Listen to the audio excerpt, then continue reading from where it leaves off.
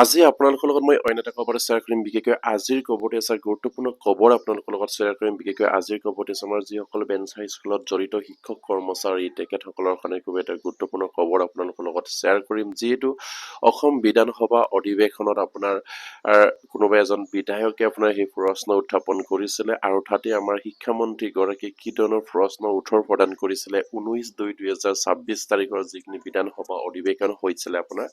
আৰু এয়া নিশ্চয় আপোনালোকে হয়তো জ্ঞাত আৰু ইয়াত আমাৰ বিধায়ক গৰাকীয়ে তেখেতসকলে অপাৰিকিত বিদ্যালয়ৰ শিক্ষক নিযুক্তিৰ সন্দৰ্ভত তেখেতসকলে প্ৰশ্ন উত্থাপন কৰিছিলে ইয়াত আমাৰ বিভাগীয় মন্ত্ৰীজনে কিদৰে উত্তৰ দিছে বা আমাৰ সেই সন্মানীয় বিধায়কজনে কিদৰে প্ৰশ্ন উত্থাপন কৰিছিলে সেই বিষয়ে মই আপোনালোকৰ লগত শ্বেয়াৰ কৰিম আপোনালোকে স্কিপ নকৰি শেষলৈ ভিডিঅ'টো চাই থাকিব নিশ্চয় আপোনালোকে জ্ঞাত যে ইয়াত লিখিছে মাননীয় বিদ্যালয় শিক্ষা বিভাগ মন্ত্ৰী মহোদয় অনুগ্ৰহ কৰি জনাব ইয়াত কৈছে 1 নম্বৰ 2018 চনৰ আইন অনুসৰি এতিয়ালৈকে কিমানখন অপাৰিকিত বিদ্যালয় মহাবিদ্যালয় পাৰ্টিকৰণ কৰিবলৈ বাকি আছে আৰু সেইবিলাক কেতিয়া পাৰ্টিকৰণ কৰা হ'ব যিহেতু 2017 চন আইন অনুসৰি কিমানখন অপাৰিকিত বিদ্যালয় মহাবিদ্যালয় পাৰ্টিকৰণ কৰিবলৈ বাকি আছে আৰু সেইখিনি কেতিয়া পাৰ্টিকৰণ কৰা হ'ব সেইখিনি এটা গুৰুত্বপূৰ্ণ প্ৰশ্ন উত্থাপন কৰিছিলে আৰু নিশ্চয়কৈ আপোনালোকে প্ৰশ্নখিনি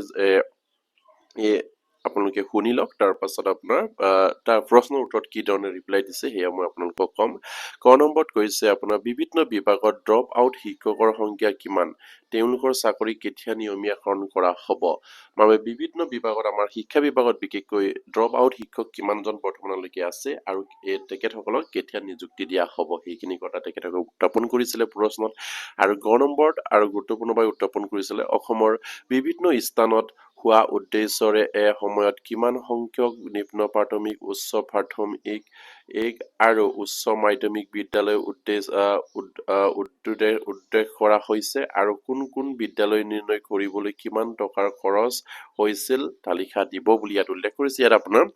শিক্ষা বিভাগৰ মানে বিভিন্ন স্থানত হোৱা উদ্দেশ্যৰ সময়ত কিমানখন নিম্ন প্ৰাথমিক আৰু উচ্চ মাধ্যমিক বিদ্যালয় আপোনাৰ উদ্দেশ্য কৰা হৈছে এইখিনি কথা ইয়াত উল্লেখ কৰিছে আৰু কিমানকৈ খৰচ হৈছে সেইখিনি তালিকা দিবলৈ ইয়াত উল্লেখ কৰিছে আৰু গ নম্বৰত কৈছে উক্ত বিদ্যালয়সমূহত অধ্যয়ন কৰা কিমান ছাত্ৰ ছাত্ৰীৰ বিদ্যালয় এৰিছে আৰু বাকি কিমান ছাত্ৰ ছাত্ৰী ক'ত নামভৰ্তি কৰিছে কিমানজন মানে সেই বিদ্যালয়সমূহত পঢ়ি থকা ছাত্ৰ ছাত্ৰী কিমানজনে স্কুল এৰিলে আৰু কিমানজনে ছাত্ৰই ক'ত কেনেকৈ পঢ়ি আছে সেইখিনি তথ্য দিবৰ কাৰণেও তেখেতসকলে ইয়াত উল্লেখ কৰিছে ইয়াত আপোনালোকে স্ক্ৰীনত প্ৰত্যক্ষ কৰিছে নিশ্চয় এটা গুৰুত্বপূৰ্ণ খবৰ আমাৰ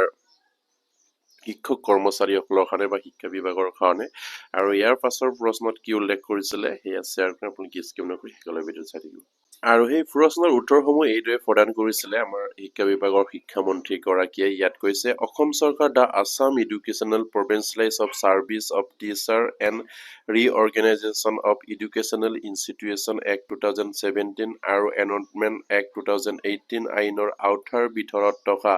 সকলো অপাৰিকিত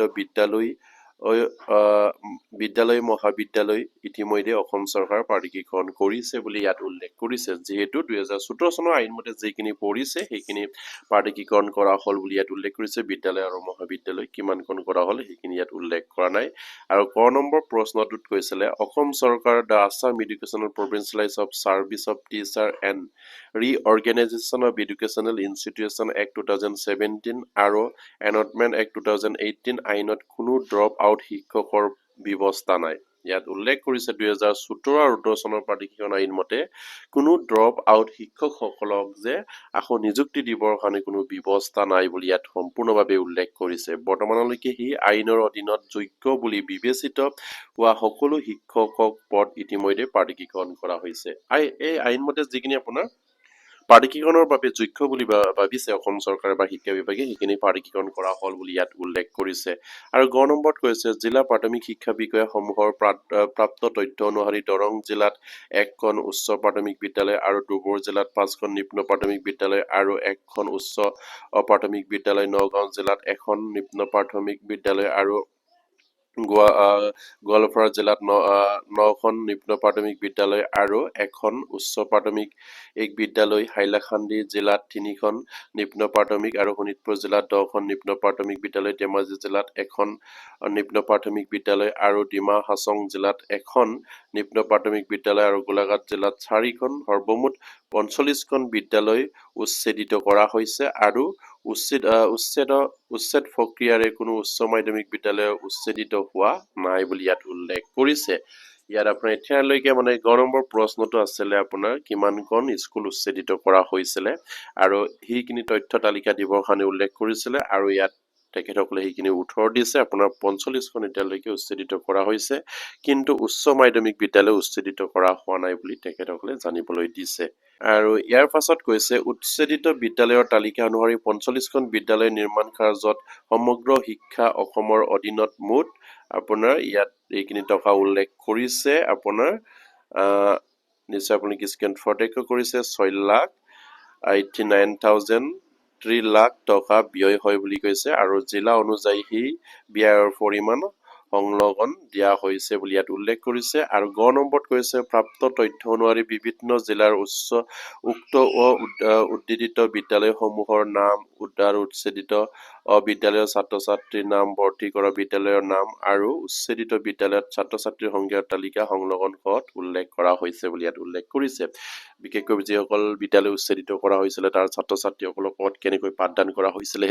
পাঠদান কৰি আছে বৰ্তমান বা কিমানজন ছাত্ৰ ছাত্ৰীয়ে পাঠদান এৰিলে বা বিদ্যালয় অহা যোৱা এৰিলে সেইখিনি কথা তথ্য দাখিল কৰিবৰ কাৰণে তেখেতে প্ৰশ্নত উত্থাপন কৰিছিলে আৰু সেইমতে শিক্ষামন্ত্ৰীগৰাকীয়ে হয়তো ইয়াত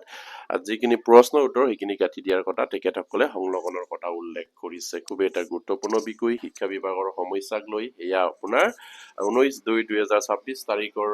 বিধানসভা অধিৱেশনত প্ৰশ্ন উত্থাপন কৰা বিধায়কগৰাকীৰ প্ৰশ্ন উত্তৰত আমাৰ শিক্ষা বিভাগৰ শিক্ষামন্ত্ৰীগৰাকীয়ে সেইদৰে প্ৰশ্ন উত্তৰ ৰিপ্লাই দিছিলে অপাৰ্থিত শিক্ষক কৰ্মচাৰীসকলৰ ওপৰত আৰু ড্ৰপ আউট শিক্ষক কৰ্মচাৰীৰ ওপৰত। আৰু যিহেতু 2014 চনৰ